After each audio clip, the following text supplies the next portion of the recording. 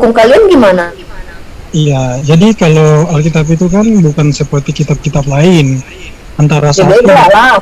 ini, antara satu dengan yang lain itu saling berkaitan. Nah, ketika dia menafsirkan apakah Contohnya apa? Contohnya apa yang berkaitan? contoh, misalkan, contoh nih pada akhir zaman tentang ini, tetapi dia meninggalkan yang lain, tetapi ketika ada orang lain yang menafsirkan secara keseluruhan, pasti tolak ukurnya apa? Bible kan? Hmm. Nah, jadi dari situ kan kalian bisa menilai mana yang menjelaskan sesuai Alkitabiah ataupun yang tidak Alkitabiah. Kalau misalkan ada yang berkata begini, saya mendapat karunia bahasa roh dan saya bisa tahu dan saya bisa segala macam. Nah, kalau menurut saya bahasa roh itu adalah karunia mujizat. Jadi tidak semua orang bisa mendapatkan itu. Kan dia Rasul Paulus menjelaskan, dia mendapat karunia untuk mengajar, hendaklah dia mengajar. Mendapat karunia untuk menyembuhkan orang, hendaklah dia untuk menyembuhkan orang. Oke. Sebelum sama yang lain nih, saya kasih kamu nanti sama yang lain untuk ngobrol juga. Aku terakhir deh. Kata kamu, Paulus itu dia punya kasih karunia, terus dia bisa mengerti apa yang diajarkan Yesus, sementara dia kan nggak pernah ketemu Yesus terus di waktu hidup. Sedangkan Paulus aja deh punya masalah duduk dengan orang yang tidak bersunat aja sama Petrus dan Barnabas. Petrus ini kan kamu tahu ya, notabene-nya adalah bahkan Yesus pun berpesan kepada Petrus, gembalakanlah dombaku. Dan Petrus itu adalah orang yang berada bersama Yesus. Petrus atau Kefas ini dengan Paulus aja berselisih loh tentang sebuah itu ajaran loh, apakah boleh duduk dengan orang yang bersunat atau tidak. Itu sebuah ajaran gitu kan. Nah, mereka ini bersitegang loh tentang hal itu, dan bahkan Barnabas berselisih dengan Paulus. Sementara Paulus bilang, apa kata Yesus, siapa yang marah kepada saudaranya hendaklah dia dihukum. Nah, Paulus aja dengan Barnabas aja berselisih. Kalau berselisih itu nggak mungkin nggak marahan. Iya. Hukuman dari Paulus apa? Jadi kenapa kalian mempercayakan ajaran kepada orang yang justru menentang perkataan Yesus dan perbuatannya itu nggak sesuai dengan pernyataan dia gitu? Yesus mengatakan, siapa yang marah sama saudaranya harusnya dihukum lah. Emang Paulus dihukum apa ketika dia bertengkar dengan Barnabas? Gak ada kan? Iya, oke. Udah jelasinnya. Ya, nanti setelah itu kamu sama yang lain, mungkin yang lain juga ingin ngobrol sama kamu. Kalau aku pengen nyantai-nyantai aja lah gitu sama dia. Iya, begini ya. Perselisihan Paulus dengan para rasul yang lain itu bukan tentang ajaran. Coba dibaca ayatnya baik-baik. Nah, jadi kalau rasul-rasul itu mereka sudah dipilih. Rasul Paulus ini bertemu dengan Yesus. Kalau ada yang bilang enggak, ya itu urusan mereka. Ini iman saya. Saya yakini bahwa Rasul Paulus itu dia bertemu dengan Yesus ketika perjalanan ke Damsyik. Nah, jadi kalau di dalam kekristenan itu Rasul Paulus ini adalah seorang rabi. Dia ini seorang rabi yang kalau rabi itu orang yang sekolahnya tinggi. Kalau rabi itu tunggu, sebelum itu nama kamu salah deh tulisannya dalam bahasa Ibrani deh. Berarti Mbak Rifa harus belajar lagi bahasa Ibraninya. Oh iya, huruf Zain itu bukan ya di pertama itu ya? Namanya Demian kan? Ini Dalet, huruf yang pertama ini Dalet. Itu Zain itu. Zain itu, Dalet itu bukan gitu. Ada tuh di chat tuh. Tunggu sebentar, kalau di abjad misalkan di dalam abjad bahasa Ibrani dalam Sefaria. Nah, kalau Sefaria ini abjadnya berbeda dengan abjad ini. Kalau ini Dalet. Kalau dalam abjad di ketik, coba kalian cek baik-baik. Enggak kali, kan Zain itu kelihatan hurufnya, ada mancungnya kayak Petruk nih, kayak gini. Tunggu sebentar, saya screen ini, saya buat ini. Itu Zamin. Nah, aku liatin sama kamu tulisan aku tentang bahasa Ibrani bentar. Ketok enggak? Dulu saya jelasin dulu dong. Nah, ini Dalet. Bentar. Alif, Bet, Gmail, Dalet. Nah, Dalet tuh gini. Nah, hey. Terus ini Zain, yang pakai ini Zain. Ini dia, ini Zain. Nah, ini Dalet. Alif, Bet, Gmail, Dalet, hey, Faf. Oke. Impak. Astaga. Contoh. Coba Mbak Rifa baca. Aku belum bisa baca, aku masih di sini, masih di huruf-huruf ini aku, Demian. Aku masih di bentar, pelajaranku ya. Ngikut aku udah nyampe. Sekarang aku masih di mana ya? Aku belum bisa baca. Aku jujur aja, terus terang aja. Itu balik. Salah. Saya jelasin ya. Oke. Yang Mana? 17 Demian, 17 tuh.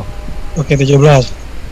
Fayak, kam, terus head, ini dalet ya. Oh iya, saya salah. berat. Alhamdulillah. Akhirnya kamu mengakui ya. Hebat Demian, hebat Demian ngakuin. Oh iya. Nggak, soalnya gini Dem, aku nulis sendiri tuh udah bisa. Misalkan aku tutup mata, aku udah bisa nulis sendiri huruf itu karena aku memang suka menghafal. Jadi hurufnya aku hafalin, penulisannya pun aku hafalin gitu. Makanya aku agak lama belajarnya. Ini mau kedikut sekarang nih. Padahal kalau saya belajarnya cuma 4 hari loh. Ya karena kamu menyepelekan ilmu lah, makanya sok-sokan ternyata salah juga. Salah itu mungkin loh. Bahaya loh Dem kalau salah itu. Coba kamu bayangkan ya, ketika aku bikin puisi terus kamu salah-salahkan Iya. Ini masuk nih. tulisannya atau orang lain. Guru saya Apa sih masuk. judulnya? Assalamualaikum, Aki Zuma. Oh, ada Bang Zuma ya? Iya. Oke ya Bang Zuma. Waalaikumsalam warahmatullahi Baru diomongin tadi Iya, saya tanya-tanyakan kemana ya, Gurindaku. panjang umur, Iya. nambah istri. Nambah istri. Saya juga. Iya, amin. Amin.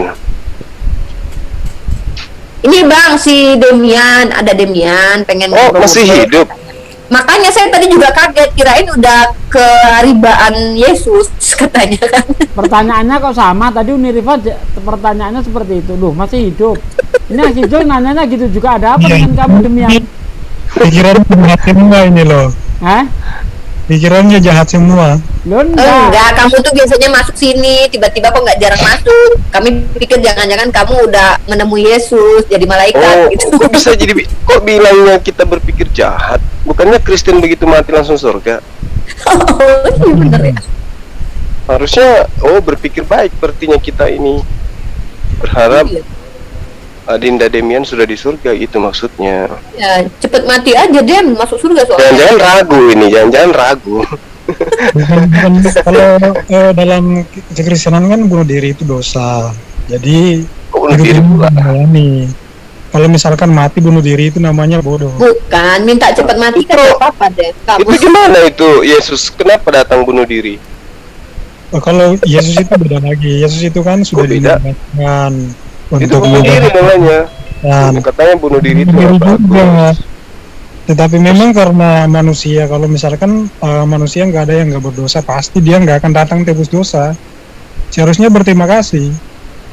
Berterima kasih kepada Yesus atau yang membunuh Yesus nih? Ya kepada Yesus dong, masa kepada yang membunuh. Loh, kamu lupa jasanya yang membunuh Yesus? Iya lupa lah. Yang membunuh kan orang jahat ya. Kok orang jahat pula? Justru berkat pekerjaan mereka, Yesus itu disalibkan, dosa waris dihapuskan. Iya betul. Nah, berarti mereka berjasa. Iya berjasa. Ya gitu dong. Berarti kita Mereka melakukan kita dalam pekerjaan ya kan. kita dalam hal ini orang Kristen harus berterima kasih kepada yang membunuh Yesus. Berarti Bang Suma pro terhadap orang yang membunuh Yesus ya? Saya nggak pro, justru saya berpikir ini sekarang. Kalau Yesus mati di tiang salib itu membawa kebaikan kepada manusia, maka alangkah baiknya, alangkah seharusnya orang-orang yang membunuh Yesus itu mendapatkan ya minimal jasa sebagai pahlawan ketuhanan. Bisa dikatakan Bang Suma pro dong terhadap orang yang membunuh Yesus. Kalau Anda sendiri? Ya kalau menurut saya, pandangan saya itu kan tindakan kejahatan yang mereka lakukan. Kok bisa dia anggap kejahatan? Itu kan Jadi justru menurut Bang Suma itu tindakan kebaikan. itu nggak bisa menurut saya, karena saya itu tidak mengimani salib, tidak mengimani dosa waris. Anda lah yang harus ditanya. Kalau Yesus tidak mati di salib, terus siapa yang menebus dosa kalian? Tuhan dong. Dengan cara? Ya penebusan, nggak ada cara lain. Dosa itu dibayar Loh. dengan mati. Tapi sudah dinubuatkan mati dibunuh. Nah, iya benar. Terus Nah. apa yang salah loh? Berarti orang-orang yang membunuh Yesus itu memang sudah direncanakan dong. Iya memang sudah direncanakan, benar. Nah, berarti Tuhan merencanakan pembunuhan terhadap dirinya. Itu apa namanya? Penyelamatan namanya.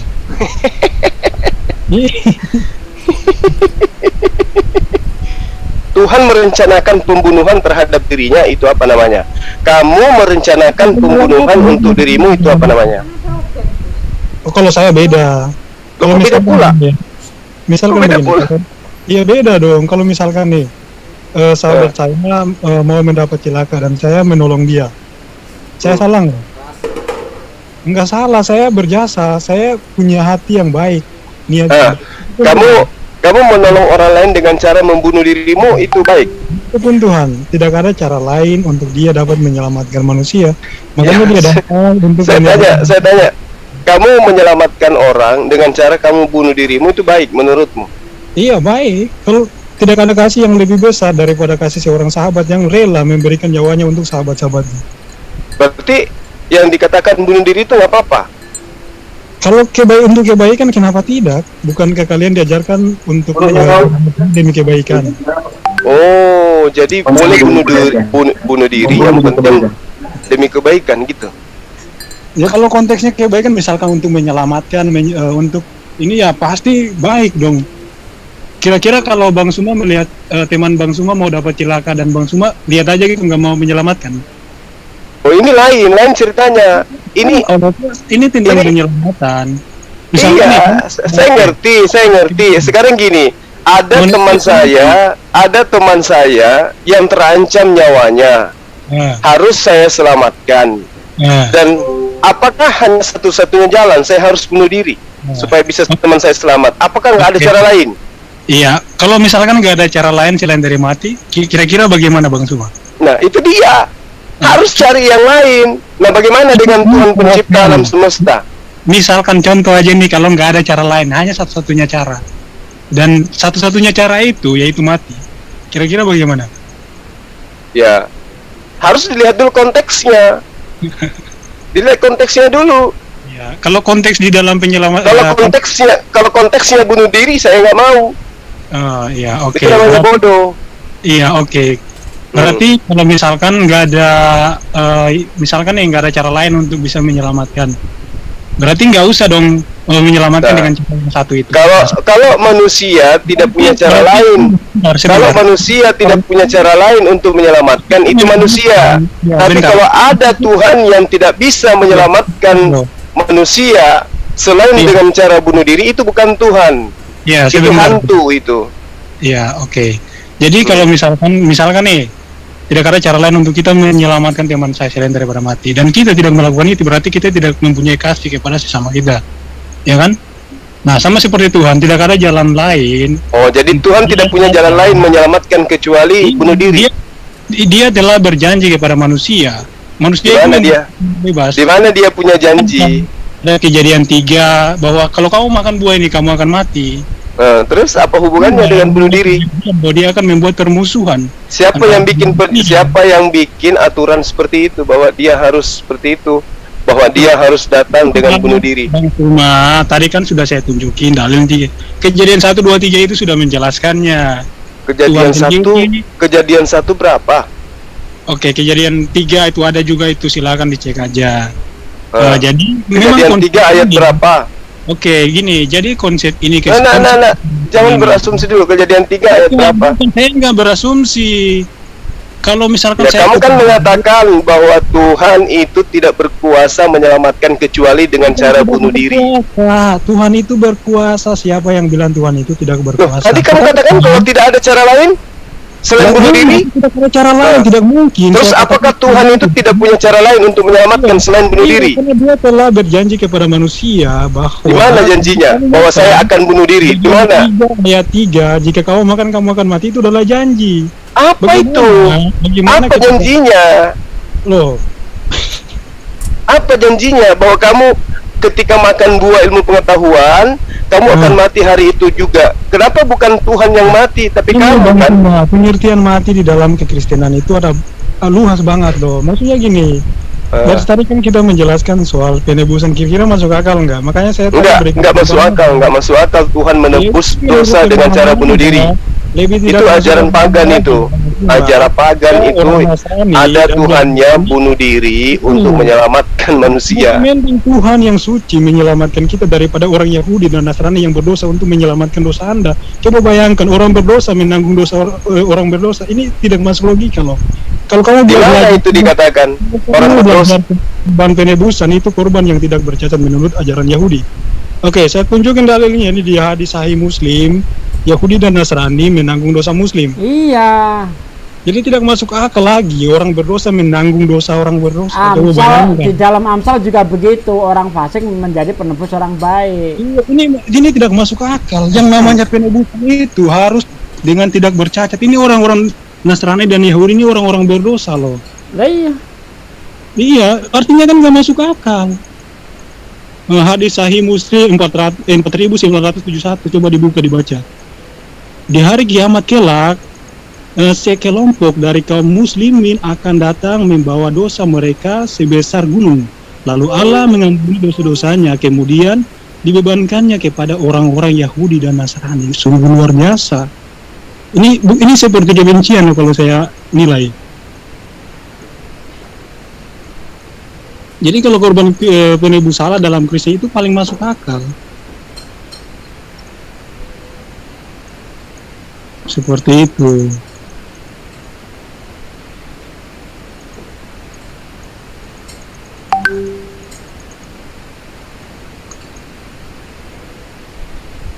Mana Hafiz Juma kok hilang? Hilang ya Hafiz Juma ya? Kepental kayaknya. Kepental ya, kepental dia.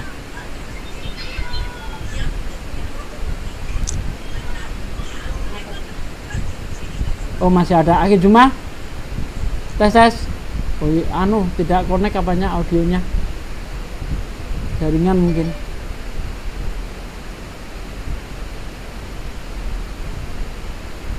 Sorry, jaringan saya error tadi. Oke, dilanjut. Ya. Jadi demikian di dalam kitabnya Bani Israel itu jelas dikatakan bahwa Allah akan menjadikan orang yang munafik atau orang pendosa itu sebagai pengganti.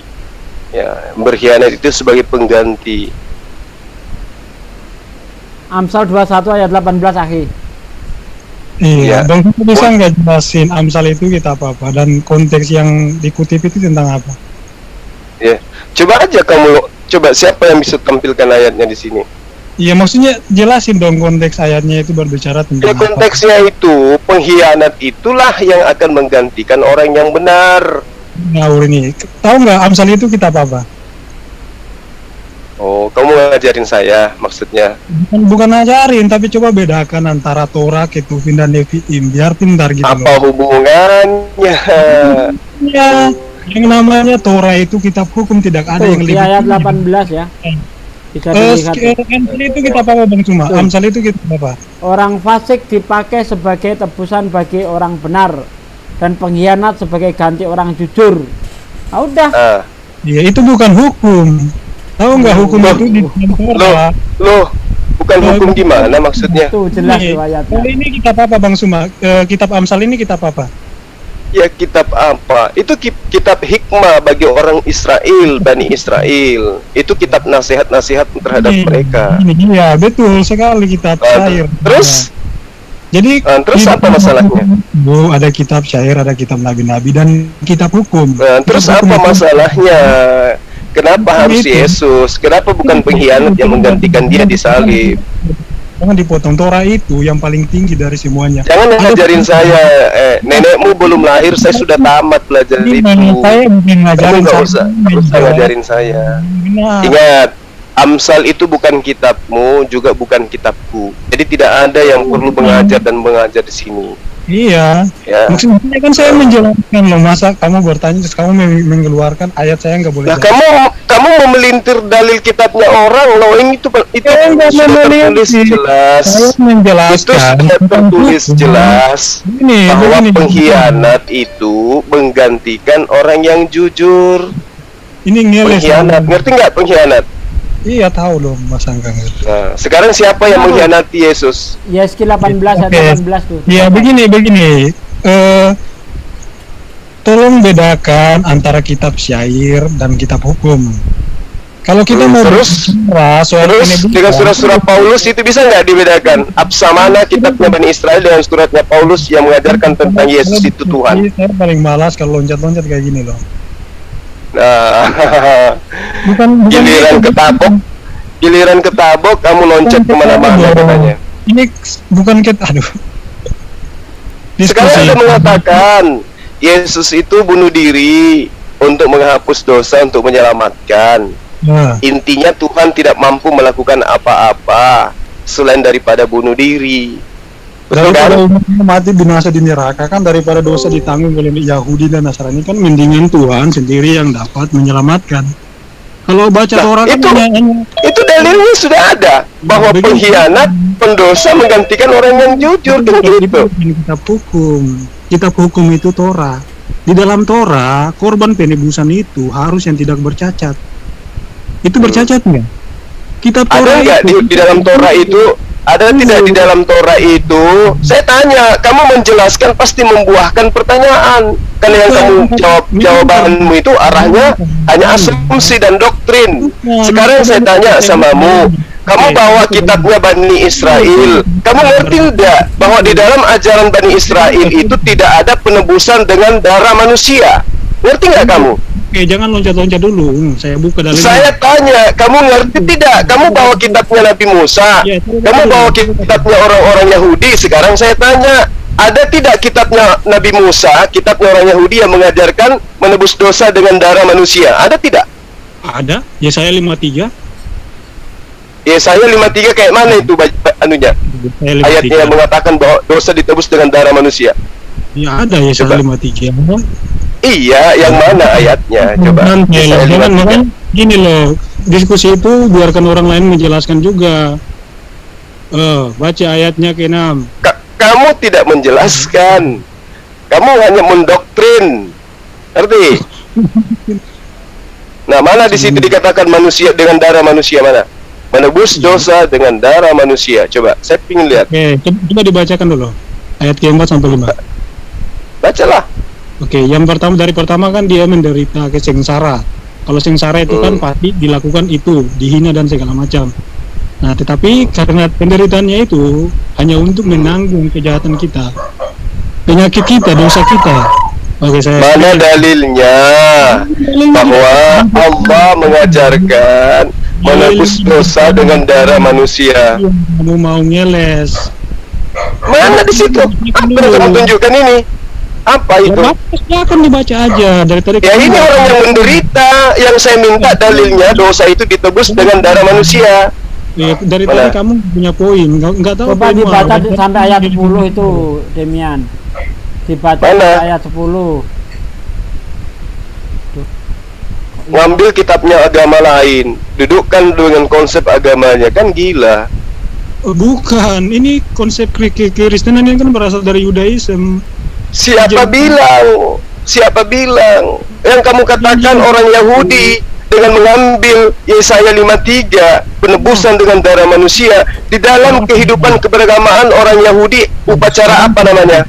Sekarang saya tanya, ada nggak nubuatan? Kamu nggak usah bertanya, kamu cukup jabarkan doktrinnya kamu. Kamu katakan kitabnya Yahudi mengajarkan menebus dosa dengan darah manusia. Saya tanya samamu, Yahudi pemegang kitab Torah, ketika dia mengorbankan darah manusia itu upacara apa namanya dan dilakukan pada saat kapan? Oke, premis kamu itu. Kalau kamu kan tanggal 25 Februari. Nah, orang Yahudi pada tanggal berapa mereka memperingati itu penebusan dosa dengan darah manusia, itu tanggal berapa dan hari raya apa namanya di Yahudi? Ganti aja, ganti, nggak bisa diskusi dengan santun ini. Loh, emang saya kenapa? Bilang aja kalau keok. Kamu pakai kitabnya orang, menggunakan kitabnya orang untuk menjabarkan imanmu, iman paganmu, dengan mengatakan manusia menebus dosa, Tuhan menebus dosa dengan darah manusia. Saya tanya, yang punya kitab orang Yahudi itu hari apa, tanggal berapa, memperingati apa, dan apa hari raya yang mereka sebutkan dengan pengorbanan manusia, layaknya Kristen Natal. Kalau orang Yahudi apa? Coba.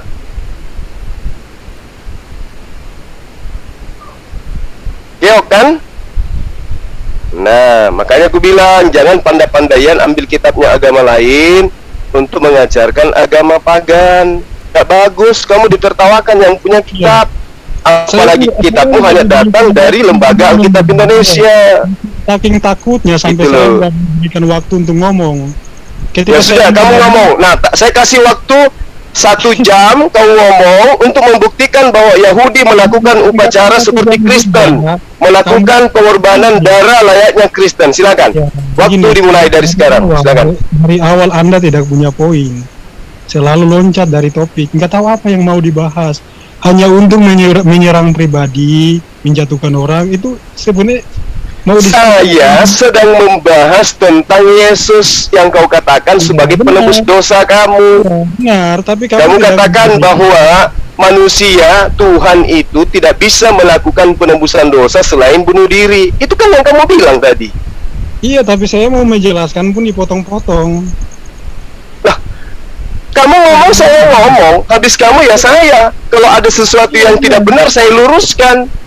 Iya benar, terus kamu ngomong terus gitu. Orang mau Ya, jelas. saya kan minta dalil. Pembuktian dalilnya mana?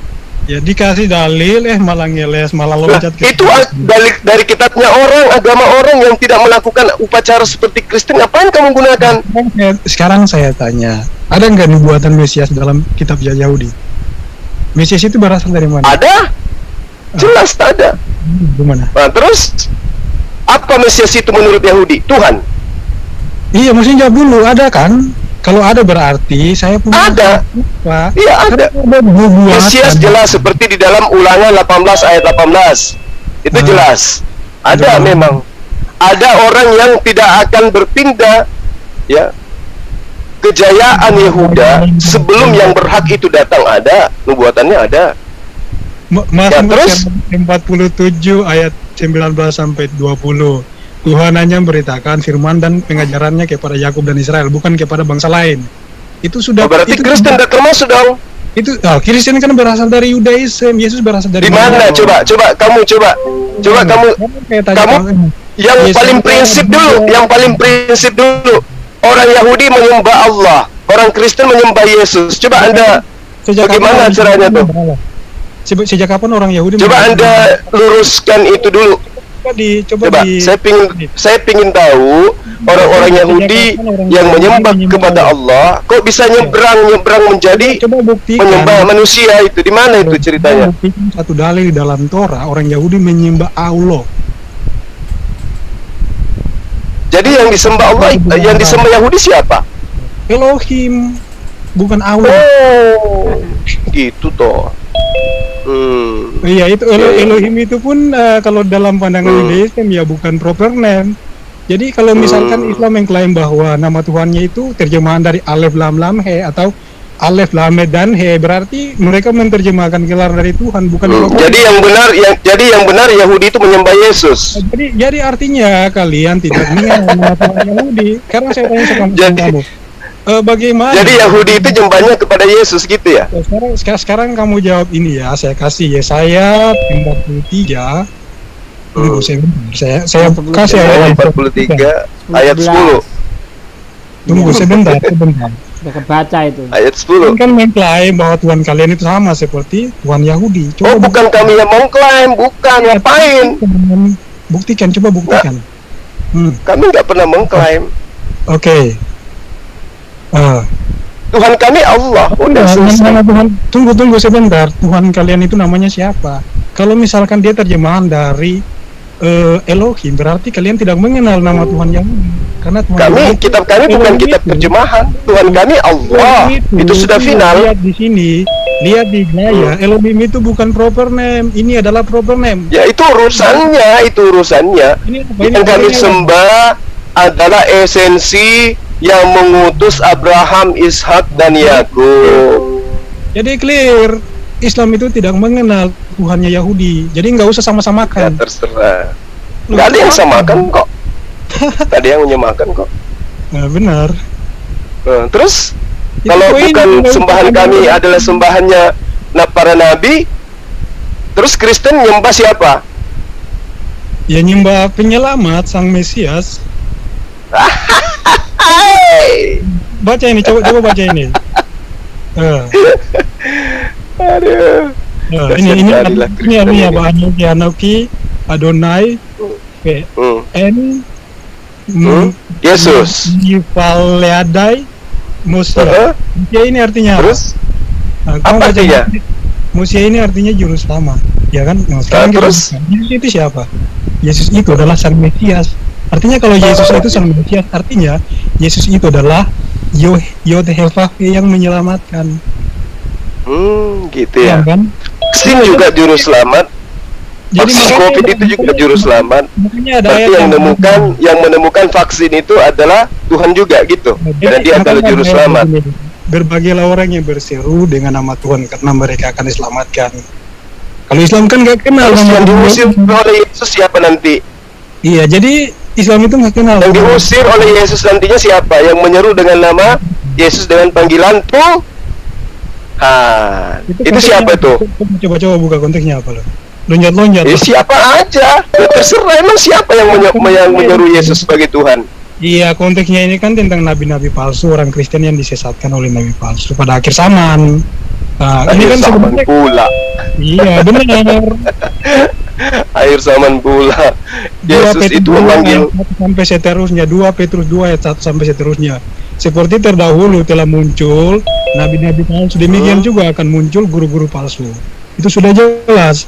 Jadi kalau guru-guru palsu ini datang kepada siapa menurut kalau Yesus? kita baca tentang konteks antikristus di dalam kitab Yohanes, 1 Yohanes, 2 Yohanes itu tentang apa? Antikristus itu pada akhir zaman bukan hanya muncul dari tengah-tengah, dari non umat Kristen, tetapi juga dari dalam. Jadi kalau Kristen Ya. itu ya bisa dikatakan Nggak usah terlalu muluk-muluk deh. Begini aja dulu. Kristen itu kan punya konsep agama. Orang dari sisi perilaku Kristen, orang itu bisa kita tahu bahwa dia Kristen, ya kan? Dari jauh, dari caranya dia beribadah, dari caranya dia memberikan konsep pengajaran, kelihatan kalau dia itu Kristen, betul? Nah, Kristen itu apa? Betul nggak? Nggak usah lo tanya saya tanya. Orang Kristen itu bisa diketahui enggak dari caranya dia beribadah? Iya, jelas bisa. Oke, bisa diketahui enggak dari kitabnya orang Kristen itu? Bisa kan? Bisa kan? Bisa enggak? Nah sekarang kamu bisu. Coba kamu terangkan ke kita yang ada di sini, tunjukkan satu perilaku Yesus dalam kehidupannya sebagai guru yang mencerminkan dia itu Kristen. Oke, udah. Itu pertanyaannya kan, itu apa namanya? Premisnya. Ya begini ya. Sebenarnya Bang Suma harus paham dulu apa itu Kristen. Kristen ini artinya orang-orang yang mengikut Kristus, pengikut Kristus. Apanya yang diikuti?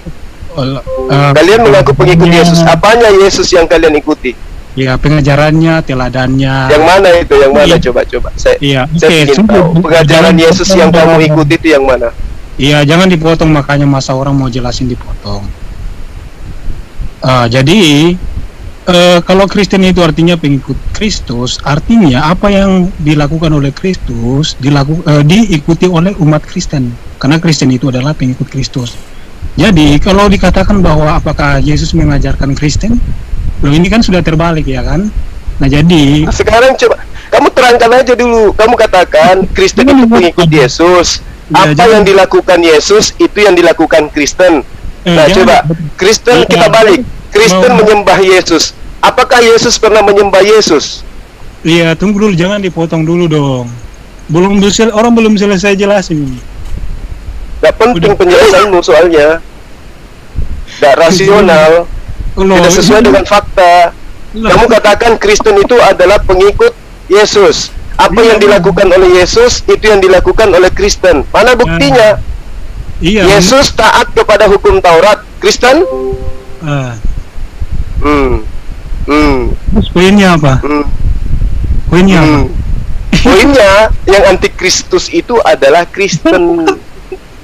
Oh, jadi kamu bertanya, kamu jelasin dan kamu simpulkan gitu.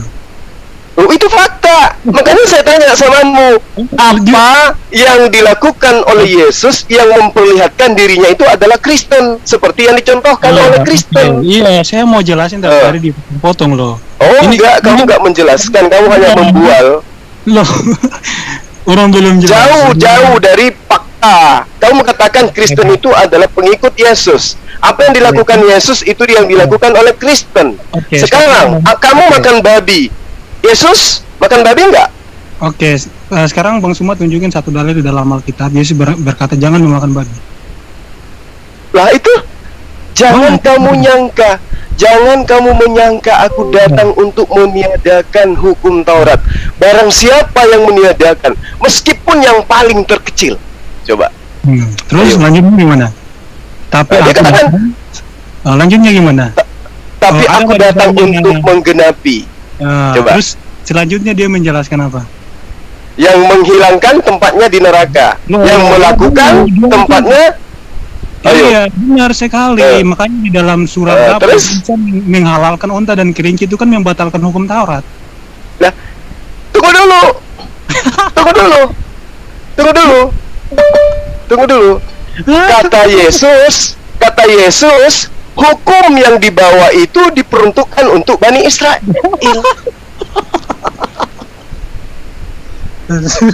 Benar nggak? Ya nggak nyambung kalau Islam, nggak nyambung. Benar nggak? Benar nggak? Ayo, saya tanya dulu samamu, hukum Taurat itu diperuntukkan untuk siapa? Jawab. Oke, sebentar, jangan lari dari topik dulu. Loh, siapa yang lari? Iya, oke. Tadi saya tanya samamu, Yesus itu datang diutus untuk kepada siapa? Oke, gini ya Bang Sul. Tadi kan Bang Sul mengutip dari Matius 5 itu kan, Yesus datang tidak meniadakan. Iya, betul. Ya kan? Nah, Bang Sul tahu nggak tentang apa? Misalkan tentang hukum Taurat itu adalah hukum yang diajarkan kepada nabi-nabi yang dikhususkan kepada Bani Israel. Ya, Yeremia 31 ayat 31 ayat 32 ayat 33. Aku Allah akan memasukkan hukum Taurat kepada batin setiap Bani Israel. Aku diutus hanya kepada domba-domba yang hilang dari Bani Israel. Matius 15 ayat 24. Yeremia itu bukan kitab Taurat. Yeremia itu bukan kitab Taurat. Ya, siapa yang bilang itu kitab Taurat?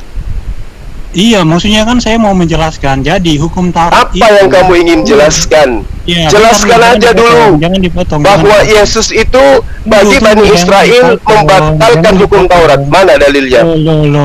Hukum Taurat itu misalkan tentang haram dan halal, adanya di Imamat 11 ayat 1 sampai seterusnya. Di situ dikatakan bahwa babi, onta, kelinci itu haram.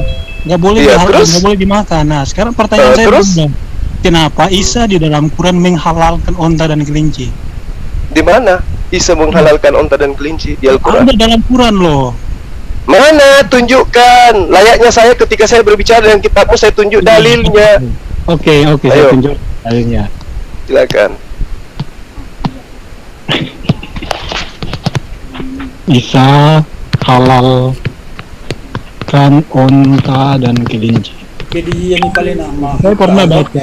Nggak ada demian yang seperti itu. Aneh ini. Cakar dulu kalian. Aish, dengar aja. Ada ndak gurumu Demian suruh masuk sini? Nggak ada kan? Apa? Demian. Coba dibuka sebentar saya lihat Al-Maidah 3 ayat 145 ya kalau nggak salah. Al-Maidah. Sebentar saya lihat di Al-Maidah 100 berapa? 100 sebentar. Bentar. Santai. Nggak nyampe tuh. Al-Maidah nggak nyampe 145 tuh. Oh, sampai. Makanya saya ketawa. Al-Imran astaga. Mana?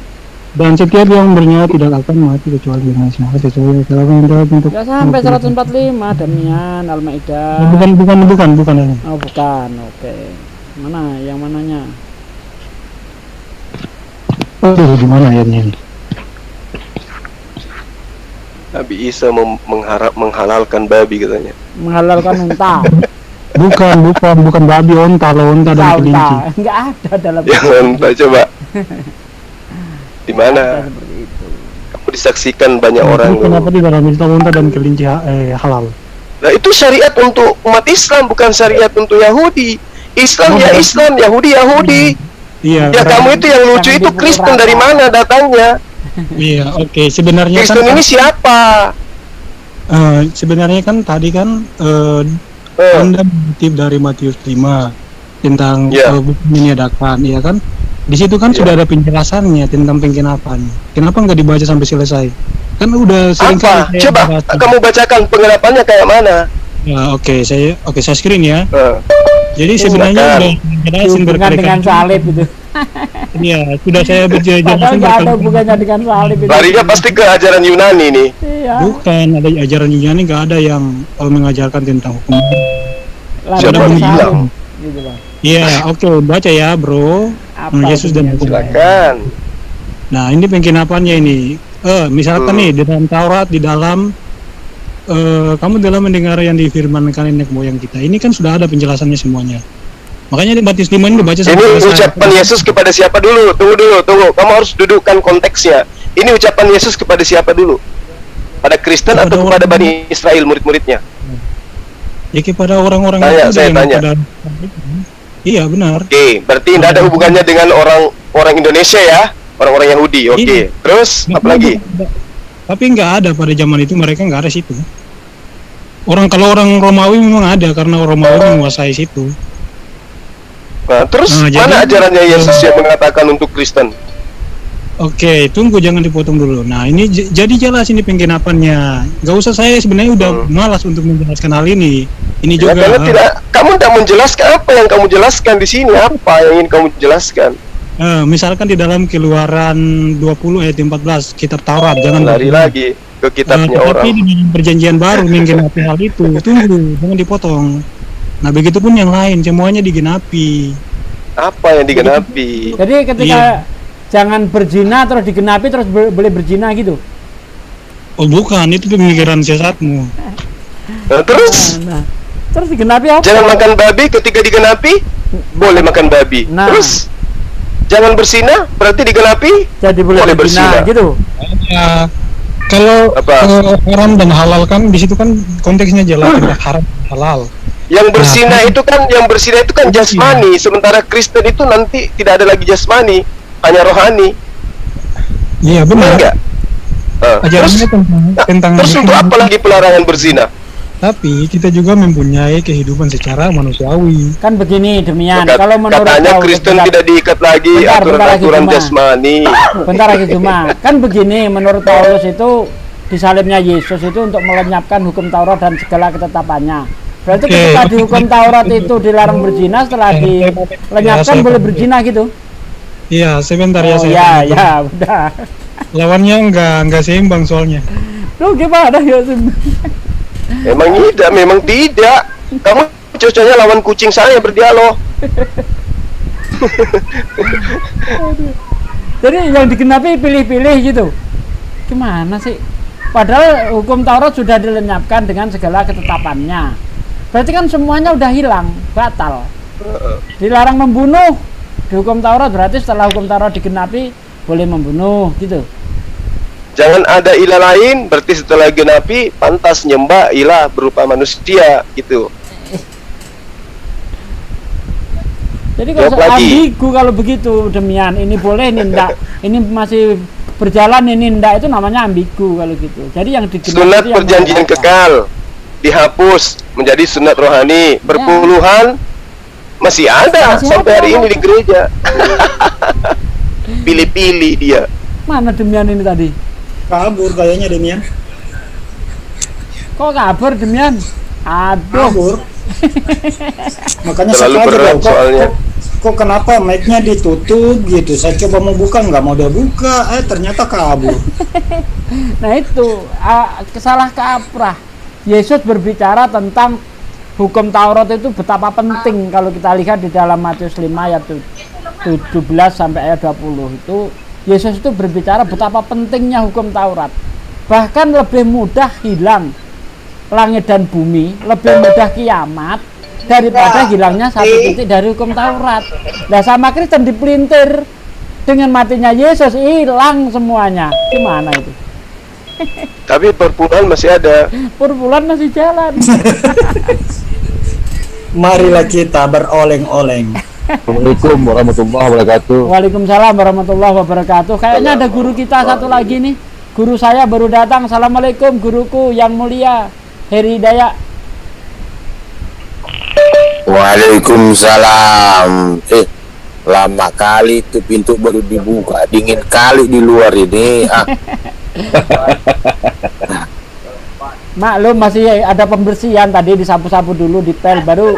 Namanya mau menerima seorang guru itu harus istimewa gitu, nggak sembarangan.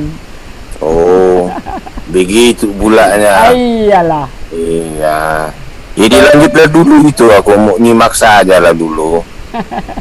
Coba cari dulu ini dalam Al-Quran itu Nabi Isa menghalalkan onta. Nggak ada Ki. Itu maksudnya itu ayat Nabi Isa itu menghalalkan sebagian yang dahulu diharamkan kepada bangsa Israel. Bani Israel itu yang ada. Nggak ada itu menghalalkan unta, itu nggak ada di situ, nggak tertulis seperti itu. Nah, kalaupun dalil itu kita mau cari kebenarannya di dalam kitabnya, kan jelas. Kuduskanlah hari Sabat. Apa yang dilakukan oleh Yesus? Apakah menguduskan hari Sabat? Dirubahnya menurut kitabnya dia mentikandum hari Sabat. Benar nggak? Ya. Sampai terkintut-kintut dia itu. Udah kabur dia. ngambil gandum orang hari Sabat lagi. Gak minta izin pula tuh. Onta itu tak perlu dicari dalil, cukup kita kupas secara ilmiah. Apakah onta itu berkuku belah atau berjeli belah? Di dalam Taurat yang diharamkan itu yang berkuku belah. Apakah onta itu berkuku belah? Pudar kali itu mata. Iya. Kalau dia Apa onta itu hari ini? belah. Apa akhir hari ini habis kelolotan tulang sehingga ngomongnya kayak tulang simbolen? Iya, tulang ikan lah ini. Tulang ikan.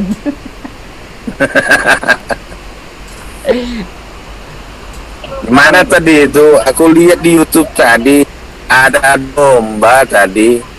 Iya, demi Anda kabur dia. Bukan levelnya dua master lawan anak insan. Aturan tadi saya Begitu. diem aja, jangan ikut ngomong ya, biar awet ya. Dia. Baru juga mau mulai jam dipanggil lagi anak-anak disuruh masuk. Aduh. Nggak ada hotel lagi ya? Belum. Sabar lah.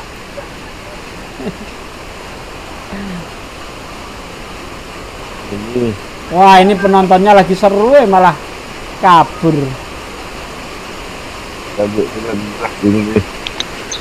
Ini tempat saya hujan. Ya udah. Kalau tak ada domba, aku pamit dulu ya. Aku dipanggil anak-anakku itu disuruh masuk. Ibunya minta pijat. Itu. Aduh, kacau ini ibunya ini. Bisa aja nih. Tidurkan dulu itu anak-anak, baru ku pijat aku, kata ada. Ini bikin masalah ini. Pegal kali nanti ku punya pinggang. Yaudah, saya pamit dulu ya. Oke. Ya. Assalamualaikum. Waalaikumsalam.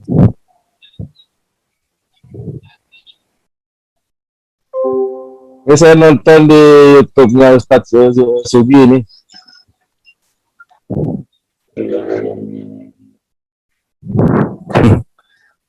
Demian kabur ya Ustaz ya?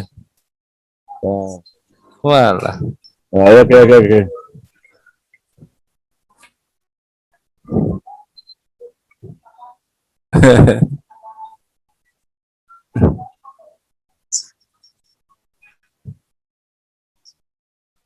Tadi pendeta Geri itu Gurunda. Pendeta Geri tadi saya ajak ke sini, kita tunggu aja lah. Mudah-mudahan dia masuk. Oh iya Ustaz Geri. Juma, itu kan saya tadi kan ada satu grup sama Bang Juma itu. Iya, Kalau yang si Prisco itu siapa ya Ustaz ya? Penasaran saya itu tadi itu. itu pemain lama itu. Dari sejak FB itu dia. Oh. Tapi kayak gitu-gitu aja terus komennya. Iya, saya kan tadi ikut yang masalah itu loh Ustaz yang Adam itu tadi itu. Saya kan nimpalin punyanya Bang Juma itu. Oh iya. Eksistensi itu saya arahkan ke Adam sampai saya arahkan ke coba di dalam manusia itu ada unsurnya sama enggak, saya bilang gitu. Oh iya betul. Iya. Saya giring ke sana kan tadi itu saya giring sampai mungkin dia mentok sudah sampai menghujat kan. Saya pancing kalau dia sampai bilang ada unsurnya ada, berarti kan Yesus ada gitu loh, maksud saya gitu. Kan gitu. Intinya imani aja lah. Gak bisa kita adu dalil sama mereka juga nggak bisa. Iya. Yang Adu anehnya, logika juga nggak bisa. saya jadi pemikiran loh Ustaz Juma. Yang anehnya gini, Kristen itu kalau enggak mengemis-ngemis ketuhanan kepada orang Yahudi, kalau enggak dia ngemis-ngemis ketuhanan kepada Al-Quran. Itu yang aneh yang bikin saya geleng-geleng kepala gitu. Ya, cuma ini apa? Mungkin Ustaz Sugi bisa ini nggak Ustaz? Saya kan pernah baca itu Ustaz Sugi di dalam Yesaya berapa ya itu mirip-mirip ya bumi apa langit dan bumi itu dihamparkan juga tapi di atas air. Itu juga sempat saya lontarkan di WA itu kan. Iya kalau nggak salah tuh.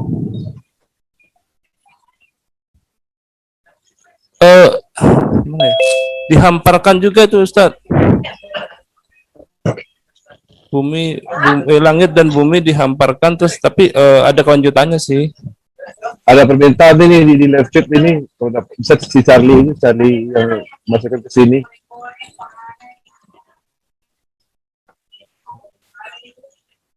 Charlie. Yang dari sebelah itu Bang, Charlie Lee kan? Oh, Charlie Lee itu yang malam kapan itu ribut sama itu si Valen. Iya, iya. Sampai di ini sampai sampai mau ancam-ancaman dia.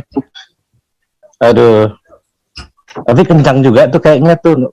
Pas tuh kalau Bang Juma itu.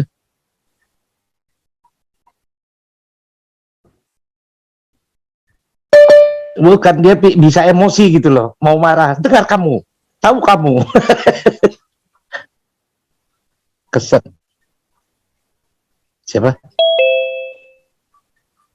Muslim itu Ustaz. Muslim dia. Muslim yang di apa yang di Maros, yang orang Padang itu. Orang Padang juga? Iya, orang Padang kalau nggak salah ya, dia di Kabupaten Maros, Sulawesi Selatan. Udah jadi orang Maros.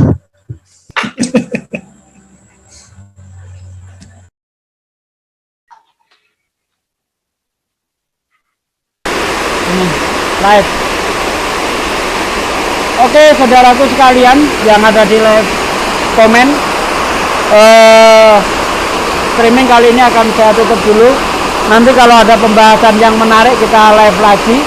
Dan di tempat saya lagi hujan deras nih, takut ada petir. Jadi saya mohon diri. Assalamualaikum warahmatullahi wabarakatuh.